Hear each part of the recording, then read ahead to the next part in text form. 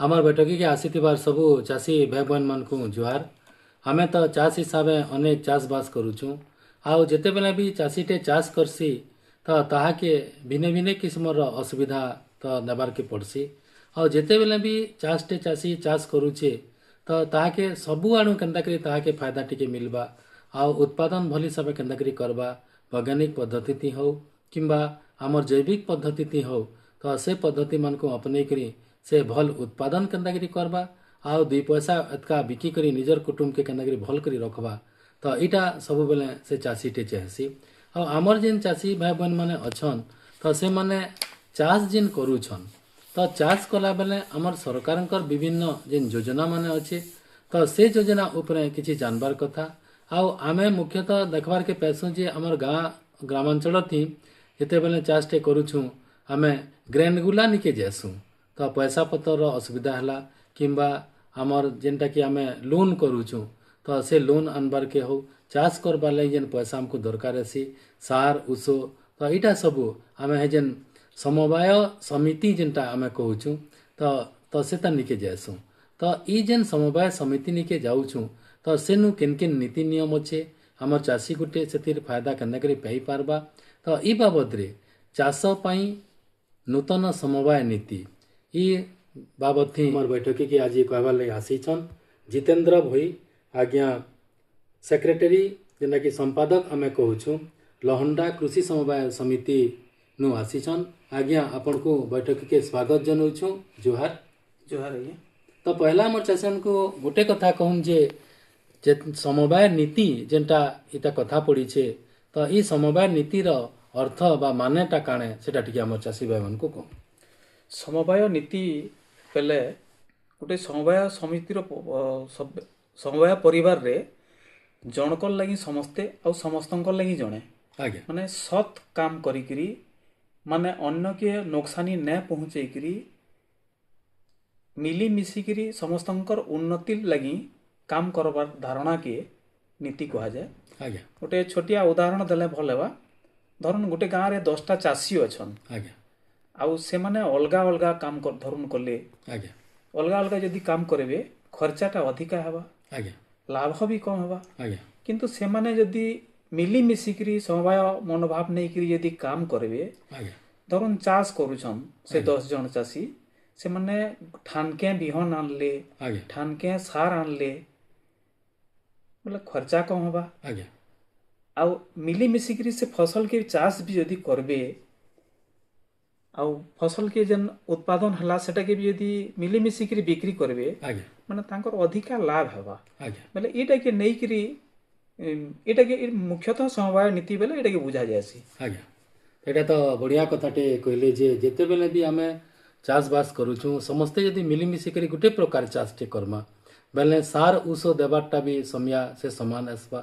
तो जेते बेले धान चाषटे हो कि मूंगफली चाष हो जेन चाषटे भी करमा बेले जदि 10टा चाषी कि 15टा चाषी मिसी करी कला बेले काणे हेबा आमे तार बिहन आनबारटा आसला सार देबारटा हैला सार घिनमा जेते बेले कि आउ जेन उषो कसा लागुचे से सब जेन घिनमा समस्ते मिलीमिशि करी घिनले गोटे जगारू आनले आमे 2 पैसा सस्तारे भी पेमा तार संगे आमर उत्पादन के जेते बेले बिकुछु समस्ते मिसी करी तो सेटा के मिसी करी बिकले अतका 2 टका अतका लाभ रे भी बिकी पारमा।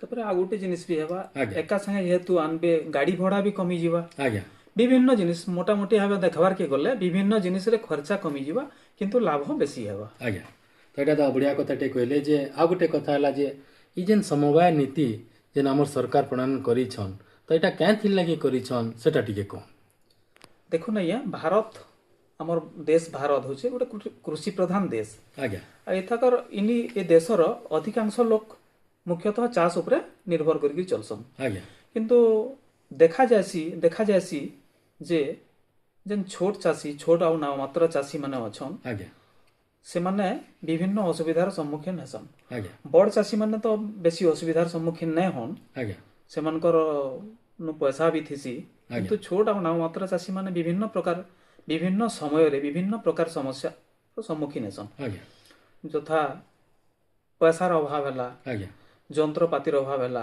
आज्ञा पैसा पतर पहुँची पारले गले যন্ত্রপাতি निके पहुँची पारले गले भल बिकबार लगी सुजोग नहीं पान आज्ञा ई समस्या के दूर करवार लगी सरकार नुआ समवाय नीतिटा आरंभ करिछन। आज्ञा आउ भारत जनता कृषि प्रधान देश आज्ञा ओडिशा भी कृषि प्रधान राज्य है। आज्ञा आ ओडिशार भी प्राय अधिकांश लोक मुख्यतः कृषि उपरे निर्भर करी चलसन। आज्ञा आउ से ओडिशार चाषी कृषि आउ कृषक मानकर विकास आ कृषक मानकर आय वृद्धि लगी आज्ञा सरकार राज्य समवाय नीति के अनुमोदन करिछन। आज्ञा आ गोटे स्लोगान शुणिथिबे भी आपण समवायरु समृद्धि आज्ञा समवायरु चाषी मानकर केन्द्र समृद्ध हो पारे आज्ञा से जिनिसटा नेकरी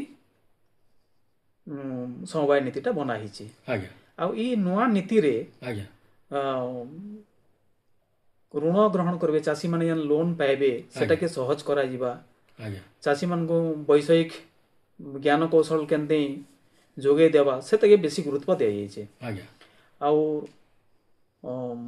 जेन चाषी माने समवाय रे सभ्यभुक्त होइछन आज्ञा सेमानकर समस्तंकर सहयोग आज्ञा नेइकरी 2047 माने भारतर स्वाधीनता के 100 वर्ष पूर्ति उपलक्षे आज्ञा माने 100 बरस 2000 हाँ पूर्वा 2047 सुद्धा भारत के एक विकसित गोटे राष्ट्र गठन करिवार लक्ष्य नेइकरी आज्ञा आउ 2036 सुद्धा आज्ञा 2036 के ओडिशा स्वतंत्र ओडिशा प्रदेश गठन हेबार भी माने 100 वर्ष हेबा आज्ञा सेथिर लगी समवाय ओडिशार समवाय क्षेत्र के भी परिवर्तन आशा लगी परिवर्तन आशा नहीं करी ई नूतन समवाय नीतिटा प्रणयन करा जाइछे। आज्ञा तो यहाँ तो बढ़िया कथाटे कहले जे जेते बेले भी माने समवाय समिति के जने चाषीटे जीवा तो केनता करी से तार लाभ पाइबा और केनता करी सुविधा सुजोग पाइबा तो सेटा माने से खोजु तुसी आउ से समवाय समिति के जेकरी तार लाभ पाइबार कथा ये जेन समवाय समिति रो जेन नीति माने अछि तो ये जेन मौलिक नीति जेनता कहूछु तो से नीति गुड़िक काँ काଣା है आउ केनता केनता है सेटा टिके कहू।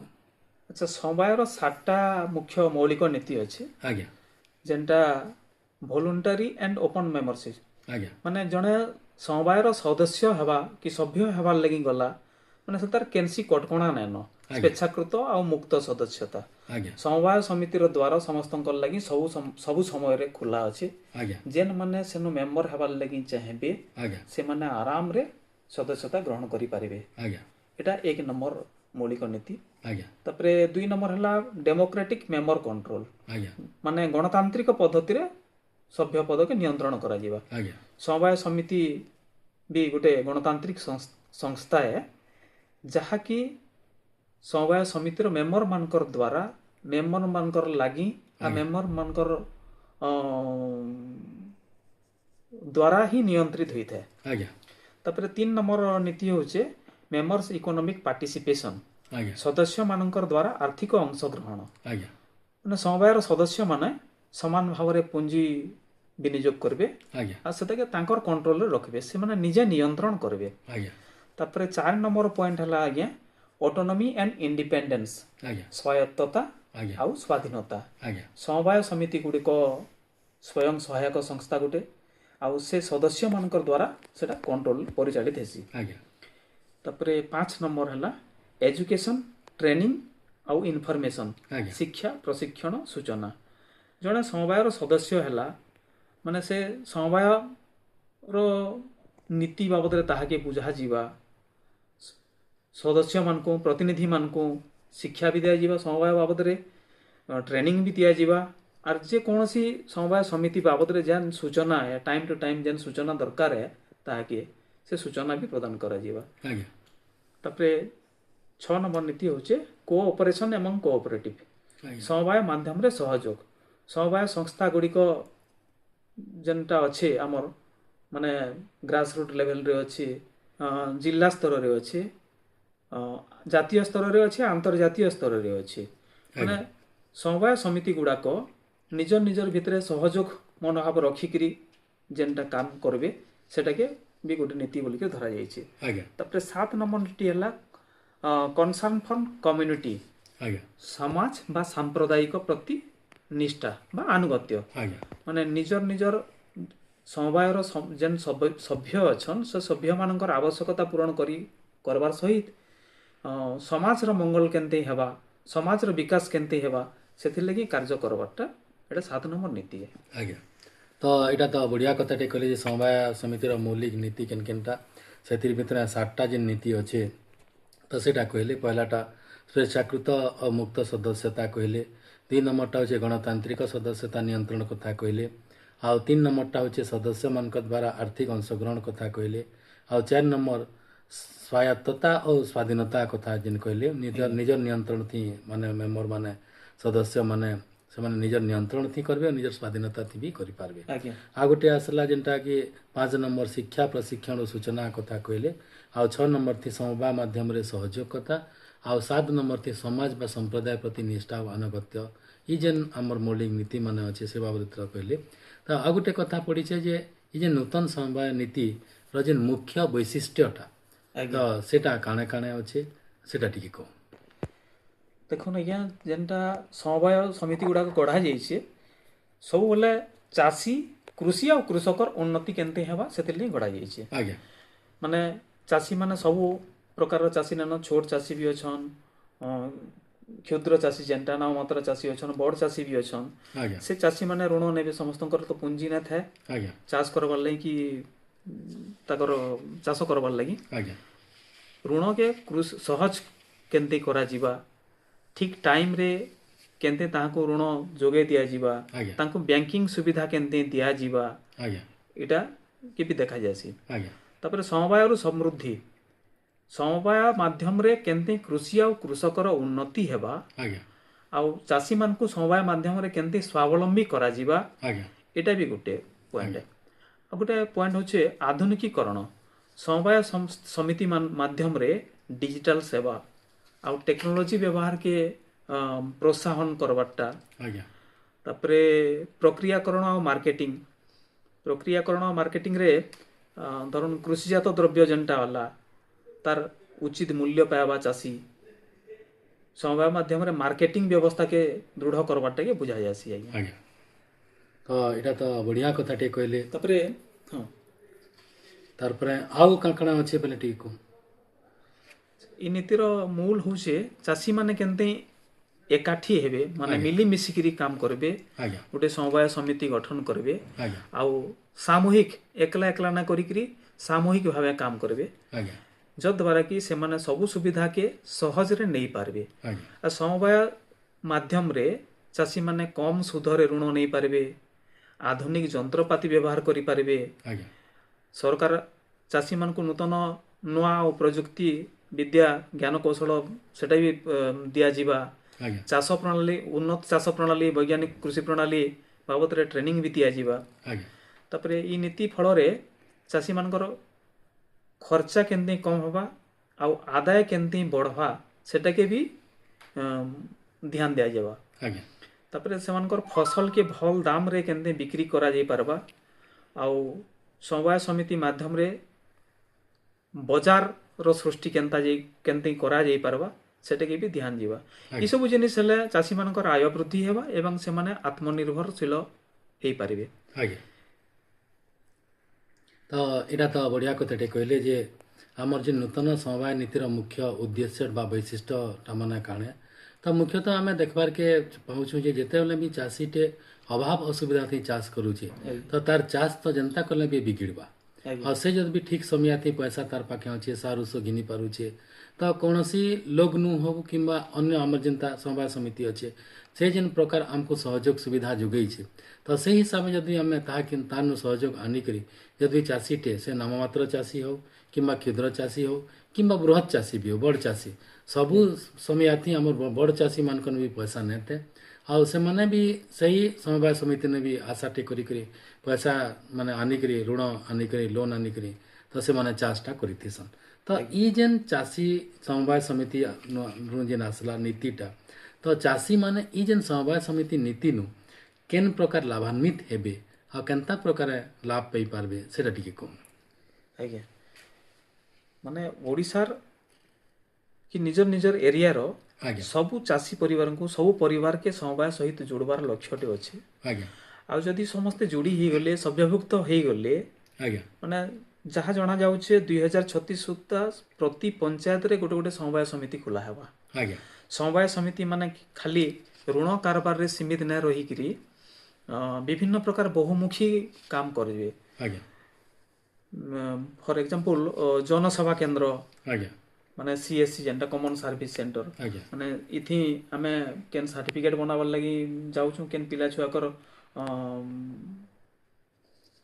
ବିଭିନ୍ନ ସାର୍ଟିଫିକେଟ ନା ଲାଗୁଛି ଆଜ୍ଞା ଇନକମ ଇନକମ୍ ସାର୍ଟିଫିକେଟ ସାର୍ଟିଫିକେଟ ଲାଗୁଛି, ତାପରେ ପ୍ରମାଣପତ୍ର ଜାତିଗତ ଜାତିଗତ ପ୍ରମାଣପତ୍ର ଲାଗୁଛି, ବାସିନ୍ଦା ପ୍ରମାଣପତ୍ର ଲାଗୁଛି, ଏସବୁ ଜିନିଷ ବି ବାହାର କରାଯାଇ ପାରବା। ଆଜ୍ଞା କେତେବେଳେ ଟ୍ରେନ୍ ଟିକେଟ ଦରକାର ପଡିଲା ଚାଷୀର ସେ ଟ୍ରେନ୍ ଟିକେଟ ବି ସୋସାଇଟିରେ କଟା ଯାଇ ପାରବା, ଆଜ୍ଞା ଫ୍ଲାଇଟ୍ ଟିକେଟ ବି କଟା ଯାଇ ପାରବା, ଆଜ୍ଞା ବ୍ୟାଙ୍କିଂ ସୁବିଧା ଦିଆଯାଇ ପାରବା, ଆଜ୍ଞା କୃଷି ଉପକରଣ ବିକ୍ରୟ, ଆଜ୍ଞା tractor, power tiller, harvester, thresher ଏସବୁ ଜିନିଷ ବିକ୍ରି କରାଯାଇ ପାରବା। ଆଜ୍ଞା ସାର, ବିହନ, ଭଲ ଆଜ୍ଞା ବିହନ, ଆଜ୍ଞା କୀଟନାଶକ ଔଷଧ ଆଜ୍ଞା ଏଟା ବି କରାଯାଇ ପାରବା।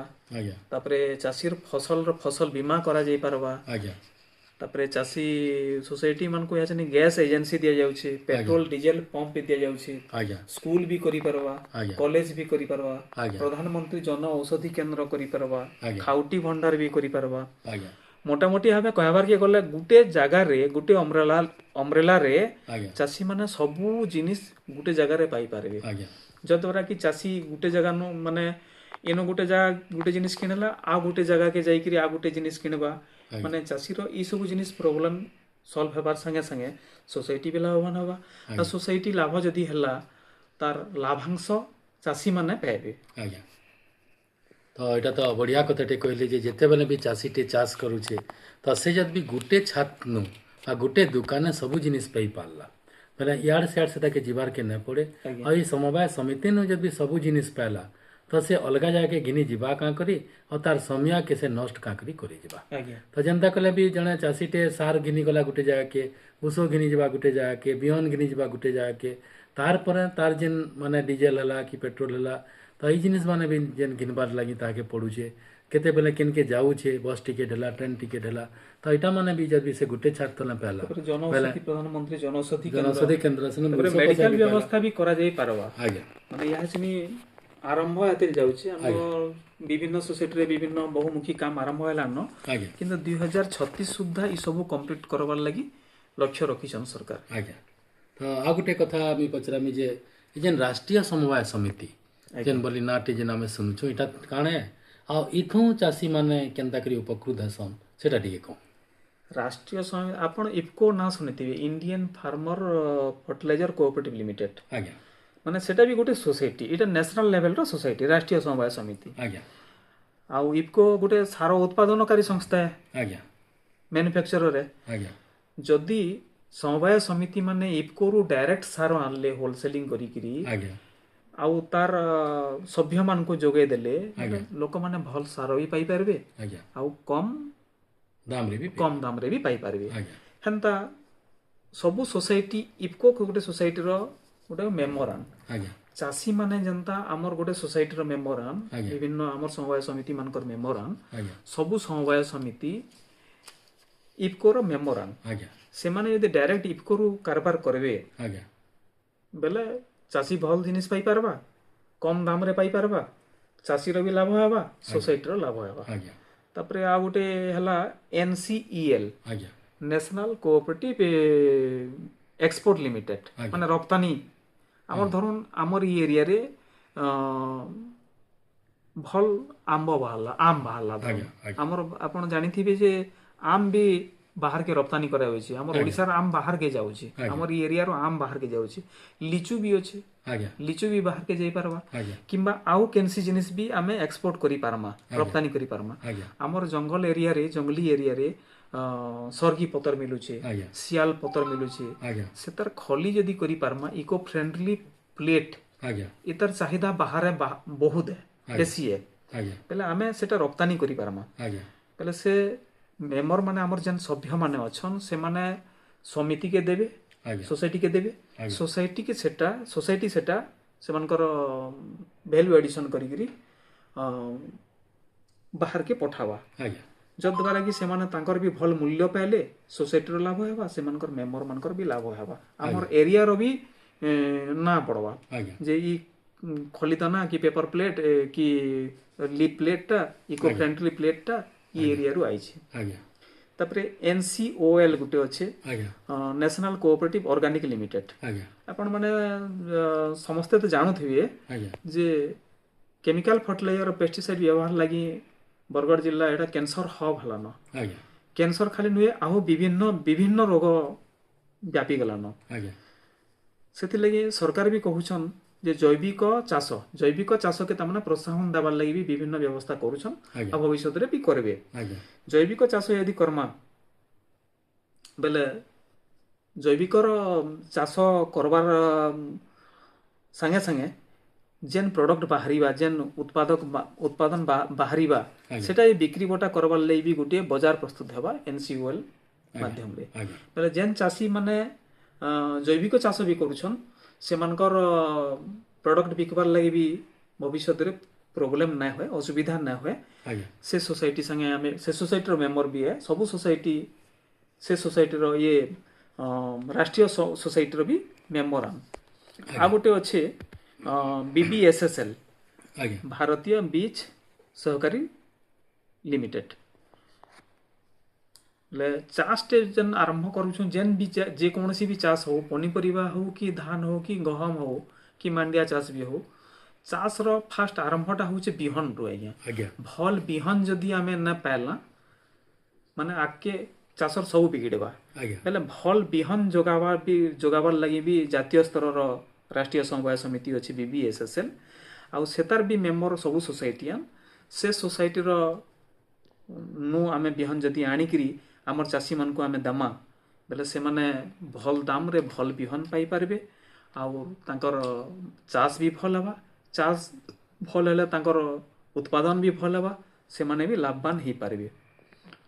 ଆଉ ଗୋଟେ BBSSL ସିଡ୍ ଗ୍ରୋଅର ବୋଲିକିରି ସିଡ୍ ଗ୍ରୋଅର ସେ କରୁଛି।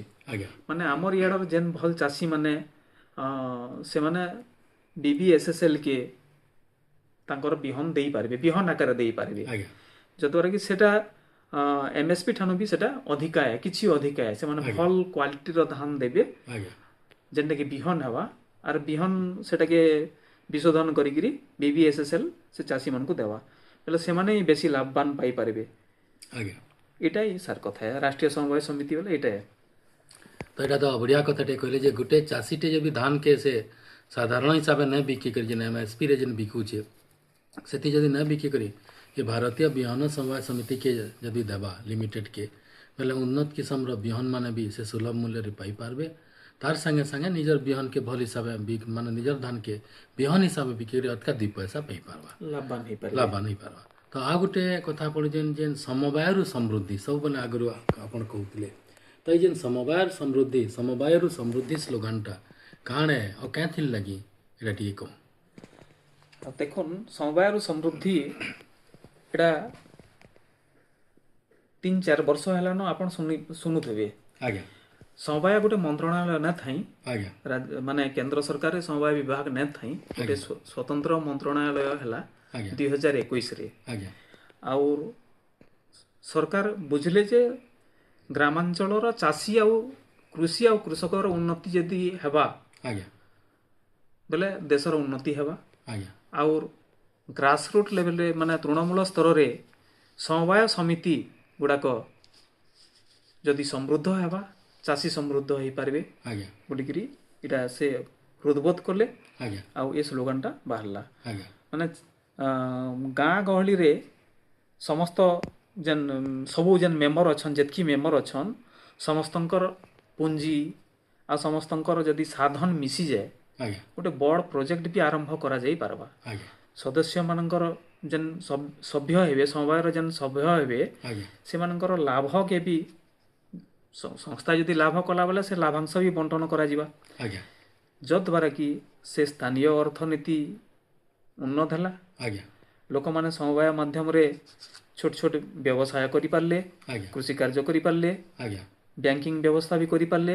ଆଜ୍ଞା ଆଉ ସଭ୍ୟମାନଙ୍କର ଭିତରେ ନିଜର ଭିତରେ ଯଦି ସହଯୋଗ ରହିଲା, ଆଜ୍ଞା ସେ ସଂସ୍ଥାର ଉନ୍ନତି ହେବା, ଆଜ୍ଞା ସେ ଏରିଆର ଉନ୍ନତି ହେବା, ଆଜ୍ଞା ରାଜ୍ୟର ଉନ୍ନତି ହେବା, ଆଉ ଦେଶର ଉନ୍ନତି ହେବା। ଆଜ୍ଞା ସମବାୟ ହେଉଛି ଏନ୍ତା ଗୋଟେ ପ୍ଲାଟଫର୍ମ जेनु कि लोक माने मिली मिसिकरी गुटे लक्ष्य गुटे टार्गेट के नेइकरी काम करसन जतद्वारा कि सेमानकर भी उन्नति हेसी से एरिया रो भी उन्नति हेसी आउ खाली उन्नति नहीं होए सांस्कृतिक उन्नति हेसी सामाजिक उन्नति हेसी आउ अर्थनैतिक उन्नति हेसी आज्ञा जतद्वारा कि से एरिया रो प्रगति हेबा आउ देशर भी प्रगति हेबा आज्ञा जय तु समवाय आज्ञा तो यहाँ तो बहुत भल कथाटे कहले जे आमे समवाय समृद्धि स्लोगानटा कहती देलाटा आउ इथि आमर काଣା बा जे चाषी चाष करबा तार संगे संगे तार सुविधा असुविधा जेनटा अच्छे तो मुख्यतः कि आमे देखु जे तार जेन माने आर्थिक सहायताटा से समवाय नु पाई पारबा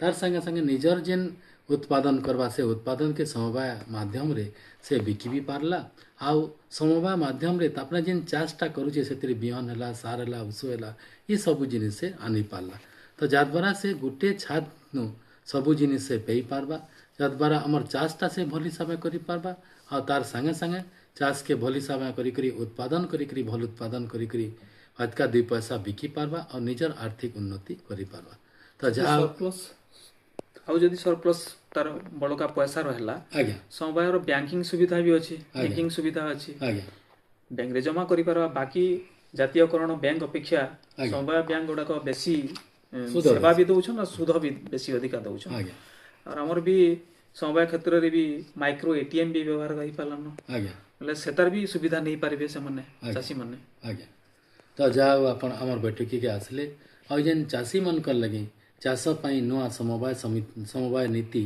बाबद रे एते कथा कहले सेतिले अनुष्ठान तरफ आपन को धन्यवाद आज्ञा जोहार जोहार।